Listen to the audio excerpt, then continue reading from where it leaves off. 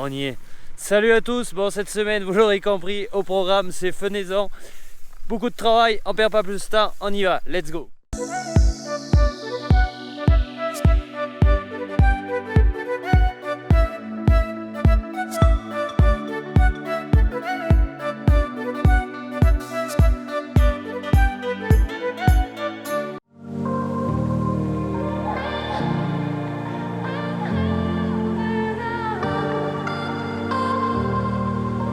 Donc c'est parti pour les foins 2020, donc j'attaque, j'ai fauché quelques parcelles un peu loin de l'exploitation, là on est le soir, du coup je fauche à côté le bâtiment, rappelez-vous j'avais mis de l'engrais, ça avait été pâturé juste avant l'agnelage, je lâchais les brebis tout simplement, qu'elles se dégourdissent les pattes, ensuite ça avait trop poussé vite, du coup j'avais mis un petit coup d'engrais, histoire de faire pousser pour faire du foin. Donc on voit que dans cette parcelle il y a du bon foin. C'est de la bonne marchandise qui va se manger très bien et qui pourra également se donner aux agneaux. Et grosse problématique cette année, c'est là. On est infesté de rats et de taupes. Donc l'inconvénient, ces bestioles, c'est que ça fait des tas de terre. Et regardez, hop, ça se mélange au fourrage. Bon, en passant la faneuse, il va en partir un peu. Mais grosso modo, il va en rester dans le fourrage. Ce qui est pas top, donc et d'une l'hiver quand on va donner le foin ça va poussiérer, ce qui peut provoquer des problèmes pulmonaires aux brebis, et de plus ça peut nuire également quand il y en a vraiment trop à la conservation du foin et rendre malades les brebis par derrière avec des problèmes de listériose. Voilà, allez, maintenant on va faucher.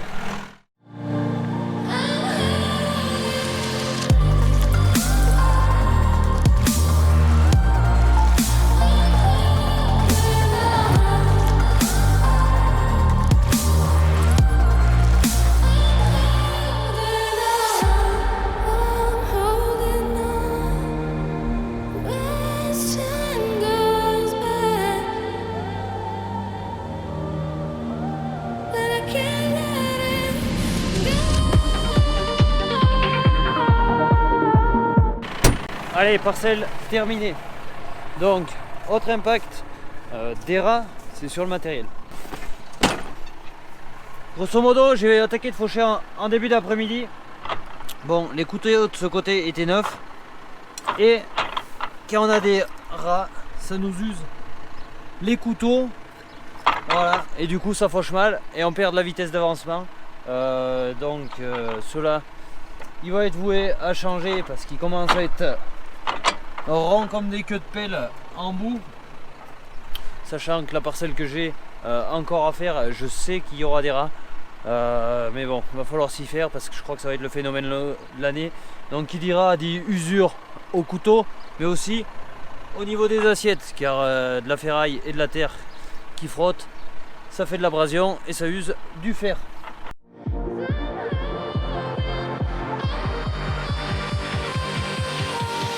Au niveau de la faucheuse, c'est une Kuhn, une GMD 280, 7 assiettes, semaine 2,80 m de large. C'est pas forcément les faucheuses la plus large, mais sachant que j'ai pas mal de dénivelé dans les prés de fauche pour faire du foin, elle va assez bien. Parce qu'il faut savoir, quand on a un creux ou une bosse, le lamier épouse pas le sol, du coup c'est compliqué d'arriver à faire de bonne qualité de fauche. De plus, les conditionneuses, à mon goût, esquintent davantage le fourrage et enlèvent un peu de l'appétence au niveau du foin consommé l'hiver. Chose que j'avais fait le test dans une parcelle, moitié fauché à la conditionneuse, moitié fauché à la rotative, et on avait une meilleure appétence sur tout ce qui est faucheuse rotative. Tout simplement parce que ça, on n'a pas de fléaux qui battent les tiges, on arrive à garder nos feuilles longues, nos tiges longues, et faire un meilleur fourrage que quand c'est passé par les fléaux. Ça a toujours tendance à casser les tiges et à faire un fourrage un peu plus menu. Donc c'est fauché, on est vendredi soir, du foin comme ça, il fait soleil, mais c'est pas les grandes chaleurs. Je pense qu'il va lui falloir 4 jours de séchage pour obtenir du foin qui se conservera ensuite en botte ronde. Ok, on est le lendemain, du coup hier soir j'ai changé mes couteaux, je sais pas si vous arrivez à le voir. Donc j'ai mis couteau neuf, je vais aller faire d'autres parcelles qui sont là-haut derrière. Bon, je sais pas si je pourrais faire la parcelle entière parce qu'il y a des coins où c'est humide et il faut savoir qu'il faut bien choisir ces parcelles au début quand on commence à faner, notamment avec la pluie qu'on a eu, les 95 mm, qui va nous freiner un peu dans l'avancement les premiers jours de travaux de fenaison. Mais bon, s'ils annoncent beau, au moins 4-5 jours. Donc on va essayer de faucher tout ce qui est faisable.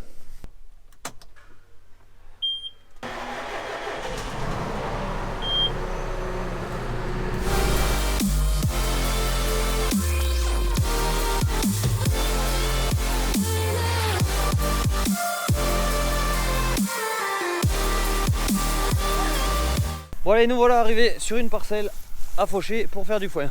Donc là il n'y a jamais eu de pâturage, il y a juste eu de l'apport de fumier, un passage d'RC-tri et un petit passage d'engrais. Au vu des conditions qui faisaient très sec, je me suis dit il faut essayer de sécuriser cette parcelle en foin.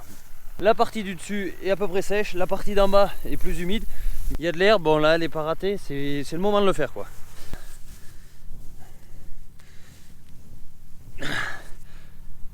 Donc je sais pas si vous voyez, quand j'appuie par terre avec ma main, je sens l'eau qui arrive. Donc c'est pas super top pour faucher ça, parce qu'une fois l'herbe coupée, l'eau va pas être pompée par les racines tout de suite et on va avoir de l'eau qui arrive un peu en plus. Je sais pas si j'arrive bien à me faire comprendre. Donc après, dès qu'on va passer la faneuse, l'endaineur, on va mélanger vraiment de l'humidité et on va avoir du mal à faire sécher le foin. Donc je vais voir un peu comment ça donne déjà par là-bas et j'aviserai si je me tente de faucher ça, sachant qu'il va falloir du temps pour la faire sécher. Mais au niveau du stade, pourtant ça serait vraiment le moment de récolter ça pour faire du foin pas trop dégueulasse, j'ai envie de dire.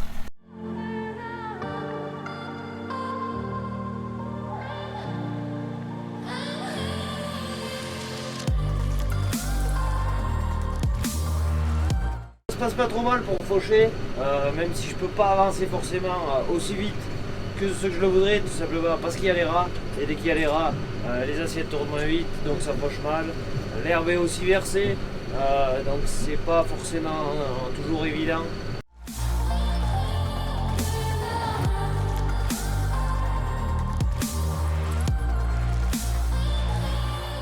Ici, parcelle de fond, parcelle donc avec beaucoup plus d'herbe.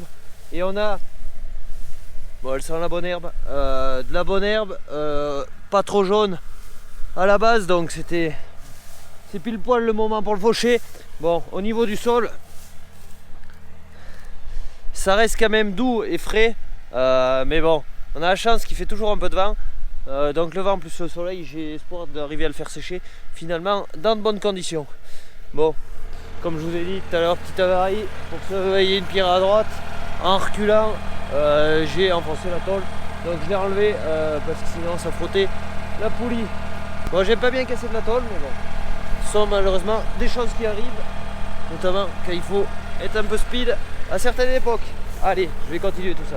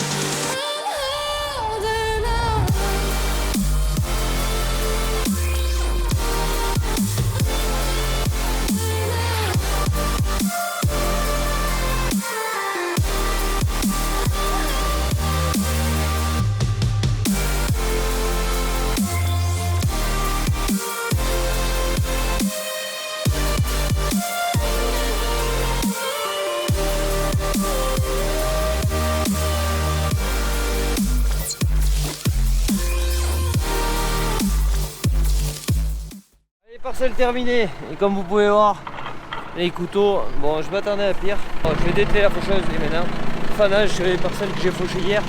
Il y a du boulot. Our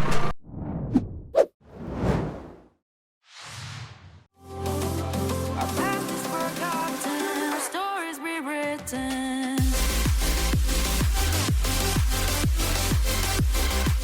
Voilà, je suis en train de tourner le foin pour la première fois, donc c'est le fanage. Tout ça pour éparpiller les andins, détasser l'herbe, la faire aérer pour que le vent et le soleil puissent la traverser pour faire sécher tout simplement cette herbe. Donc pour faire sécher ce fourrage, il va falloir au moins 3 fanages, tout simplement parce qu'on a le sol qui est humide. Toutes les nuits il fait de la rosée et tout ça se mélange pour réhumidifier le fourrage. On a des nuits très froides, donc on est obligé tous les matins de décoller le fourrage pour que le soleil et le vent puissent y traverser. Le but est pas faire tourner la faneuse justement trop vite, vu qu'il va y avoir plusieurs passages pour pas casser tout le foin et à la fin obtenir de la poussière, des brins courts. Donc le premier fanage il se fait à grosso modo 380, 370, 380 tours minute, et ensuite les coups d'après bien souvent 320 tours minute. Donc l'objectif est de ne pas faire tourner la faneuse trop vite pour respecter le fourrage. Donc au niveau du fanage, c'est une opération qui se passe et que ça va assez vite en début de chantier, sauf dans les parcelles qui sont pas commodes. Quand on a des pierres, des arbres, des buttes, faut y faire le tour ou aller doucement quand on passe les buttes, parce que la faneuse c'est un outil qui va super bien, mais c'est aussi très fragile de par les pignons et les couronnes, donc il faut faire gaffe à pas saccager tout le matériel.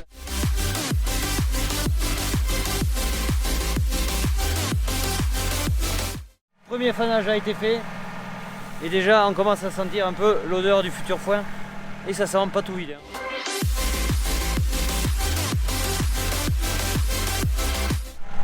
Voilà la faneuse Kuhn dépliée, donc faneuse Kuhn 6502 de mémoire, donc 6 toupies avec 6 bras par toupie. Donc mieux il y a dedans par toupie, moins on a besoin de faire tourner vite et mieux ça fait aussi du meilleur boulot. Donc c'est une machine qui est articulée à chaque toupie, donc tout simplement, hop, si je me casse la gueule, pour épouser le sol et ses dénivelés et arriver à passer la pirouette de partout et que ça soulève bien le fourrage de partout, même dans les endroits difficiles. Avec des machines comme ça, on arrive quand même à dépoter pas mal de travail assez rapidement.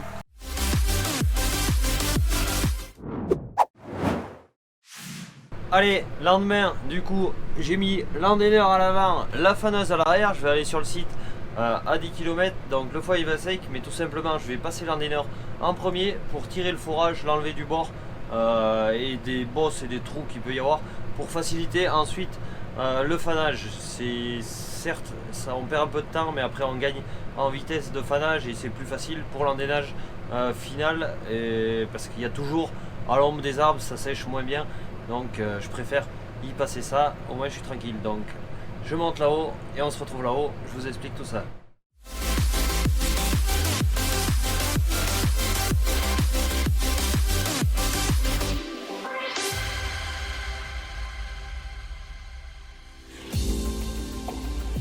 Allez, comme vous avez pu le voir, je suis en piste et je suis arrivé sur la parcelle. Donc voilà un peu le type de parcelle où on fait du foin. Donc il faut savoir qu'on privilégie les meilleures parcelles pour faire de l'ensilage, mais après tout ce qui est foin, c'est tout ce qui est bien souvent chez moi parcelles moins commodes à travailler. Comme vous pouvez voir ici, il y a une bosse, je sais pas si ça rend bien, là il y a un trou et là on a des gros talus. Du coup je vais essayer avec l'endaineur de le ramasser au maximum histoire que ça fasse propre, et croyez-moi, dans des machins comme ça c'est pas facile de travailler. Il y en a un là, il y en a un autre là-bas en bas. Donc la parcelle, comme vous pouvez le voir, dans le fond n'est pas fini de foucher, tout simplement là-bas. Je vous avais fait la vidéo sur les rases et croyez-moi, c'est bien mouillé, donc on va attendre un peu. Je viendrai faner le fond de cette parcelle plus tard, quand ça sera un peu plus sec et sain, pour arriver à faire du foin. Donc fanage hier après-midi. Tac. Du coup, on voit quand même qu'il en a pris un peu au niveau séchage. Donc je vais faire les bords en premier et ensuite on va reprendre tout ce fourrage et on va le tourner pour qu'il voit le soleil et le vent. On a un climat un peu plus chaud, ça aidera un peu à sécher, mais il faudra, quoi qu'il en soit, un troisième fanage pour arriver à faire du bon foin bien sec.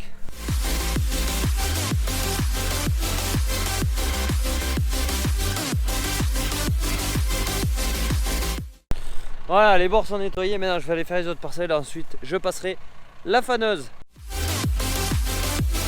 Allez, je suis revenu vers le siège de l'exploitation, du coup j'ai repris le Nioland et l'Andenor, ça m'évite d'atteler, vu que je suis pas loin.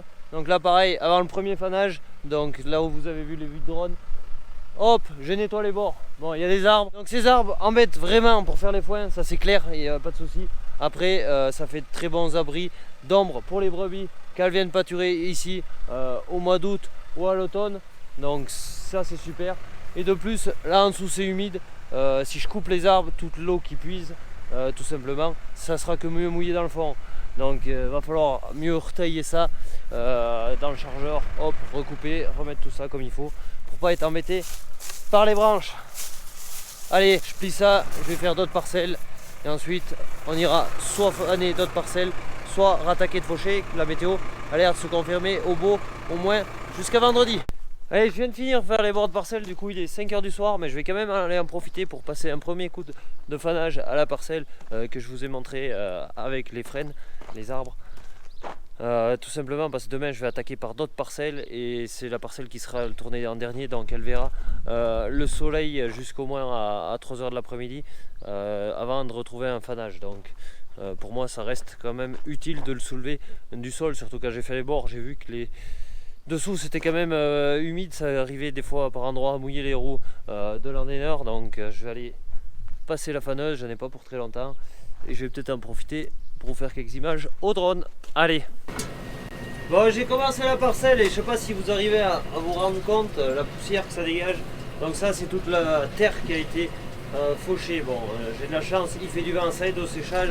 Donc aussi ça balaye un peu cette poussière de terre et en espérant que ça en dégage le maximum du fourrage.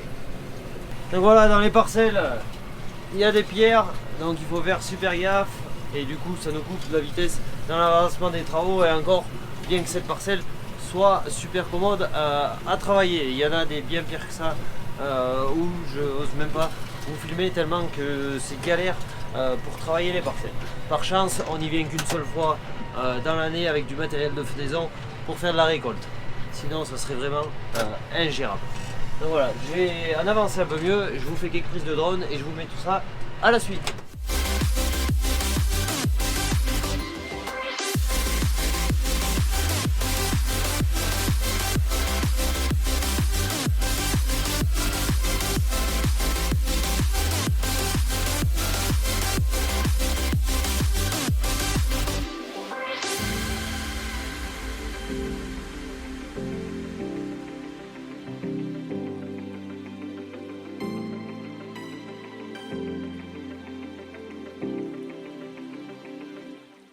Donc pour les passages de faneuse, j'essaie dans la mesure du possible de croiser mes passages. C'est-à-dire le premier coup, je suis tous mes andins de fauche pour me plaire à travailler.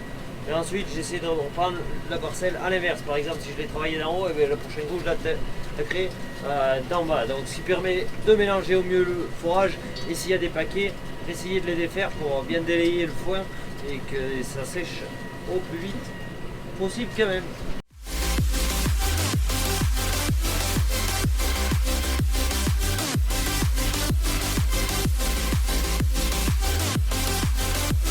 Fanage, cette parcelle terminée. Donc il est 6 h du soir, il fait du vent, ça le traverse bien. C'est impeccable. Bon, du coup je vais aller faire le boulot aux bêtes et après je vais voir un peu, faire un point météo avec la station, voir qu'est-ce qu'ils annoncent et peut-être je vais retourner faucher en nocturne pour essayer d'en avancer et finir les foins, du moins la fauche sur le site de l'exploitation. Après il me restera que des parcelles un peu loin, mais ça se fera de notre G. Donc allez. Ça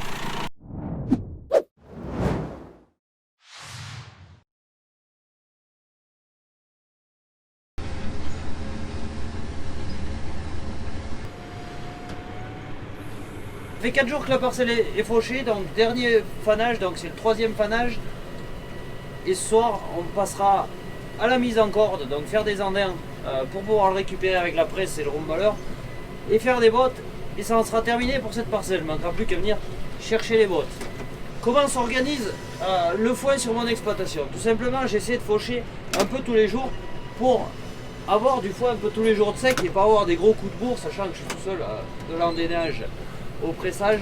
Donc il faut que j'ai une quantité de foin que j'arrive à la réaliser dans la journée lorsqu'il est sec. S'il est sec et que je ne le réalise pas, ça va me demander un quatrième passage de faneuse. Et après on va vraiment esquinter le foin, même si on fait tourner la faneuse pas trop vite. Donc j'essaie de caler que ça soit réalisable à une seule personne. Donc je fais pas des centaines d'hectares par jour. On va aller voir dehors à quoi le foin ressemble. Donc là j'ai soulevé l'humidité qui était dessous, je l'ai passé dessus. Il fait un soleil, pas de nuages, une bricole de vent. Donc le vent va traverser le fourrage. Mine de rien, avec le soleil et le foin qui sèche, ça fait de la réverbération un peu dessus. Le fourrage est chaud et ça c'est idéal pour faire sécher du foin.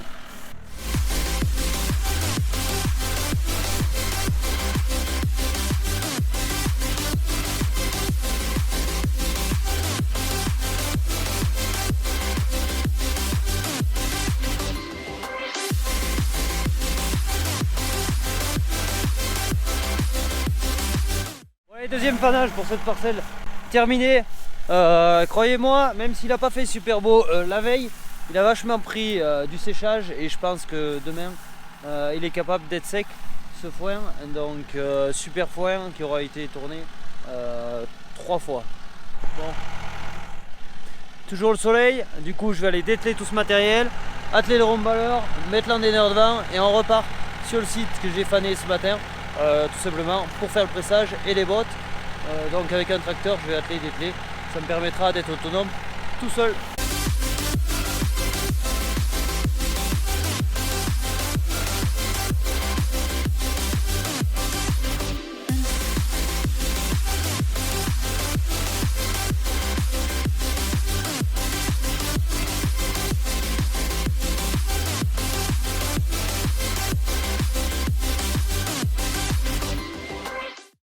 La parcelle est finie d'endainer, donc petit contrôle quand même avant le pressage, voir si le foin est sec. Donc je sais pas si vous allez l'entendre.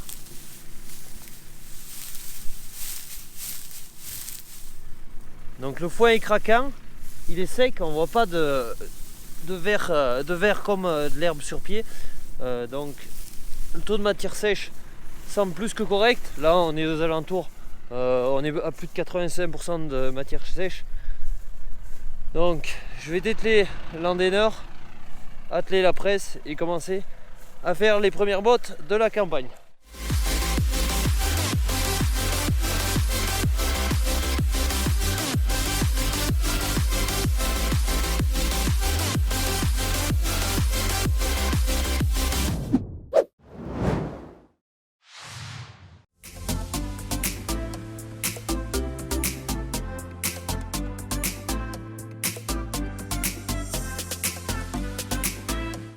Et on est au lendemain, du coup ce matin je me suis occupé de faner l'intégralité des parcelles fauchées, tout ça pour soulever le fourrage du sol parce qu'on a du sol qui est humide.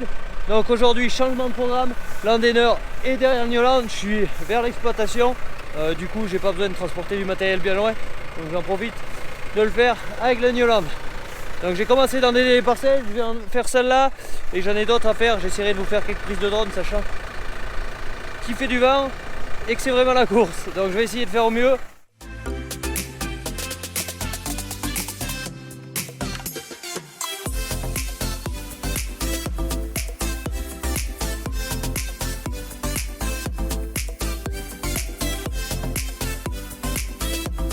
Endaineur simple, 4321, essieu tandem de chez Kuhn.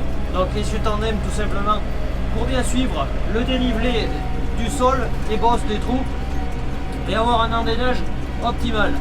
Donc simple rotor qui dit un passage dans un sens, du coup hop, et un passage dans l'autre sens pour finir la corde.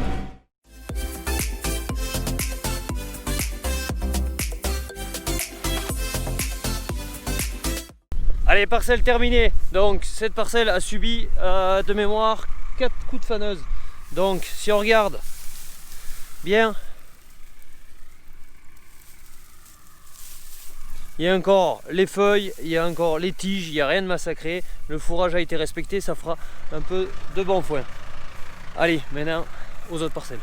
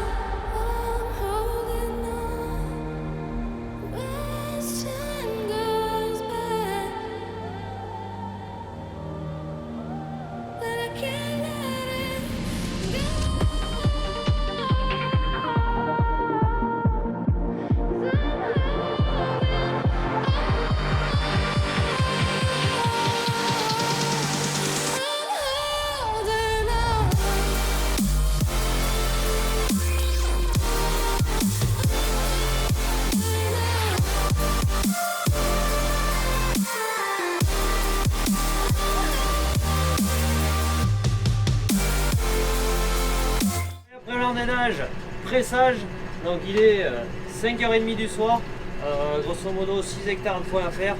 Va pas falloir chômer parce que j'aimerais qu'à 8h du soir ça soit fini, parce que pour pas que la fraîcheur tout simplement remonte. Donc je vais faire les petites parcelles et j'essaierai de vous passer un coup de drone à celle-là où je vous ai droné justement l'endénage.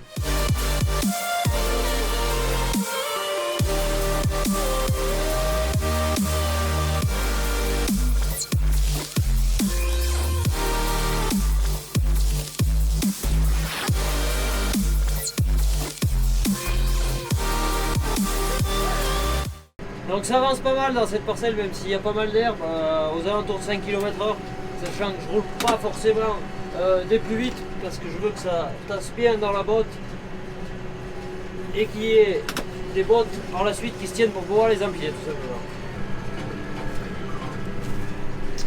Donc voilà, pas mal de poussière là, c'est tout simplement dû au rat.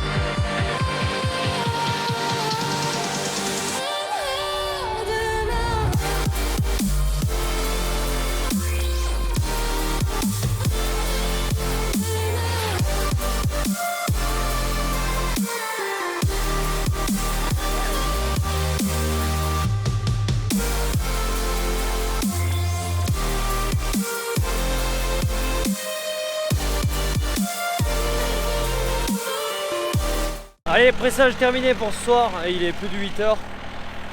Du coup je vais aller rentrer les brebis et faire téter les agneaux. La journée n'est pas encore finie et préparer la clôture pour demain, car demain on continue, fanage, endélage, pressage. Je voulais vous montrer un peu les parcelles quand il y a beaucoup de rats, ce que ça donne une fois fauché. Sachant que l'herbe s'était versée déjà avec la pluie, si on rajoute les rats, regardez, l'herbe qui n'est pas fauchée ou mal fauchée, donc cette herbe là elle repoussera pas, elle jaunira.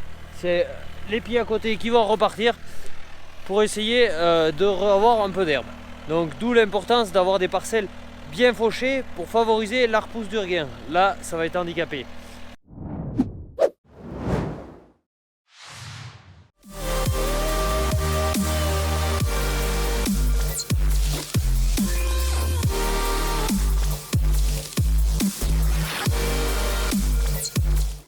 Voilà, on est jeudi soir, on vient de s'attraper un orage de 8 mm. Par chance, j'ai fini de presser mon foin que j'avais de sec, j'en ai pas d'autres de fauché, il me restera juste qu'à rentrer les bottes dès que ça va se lever.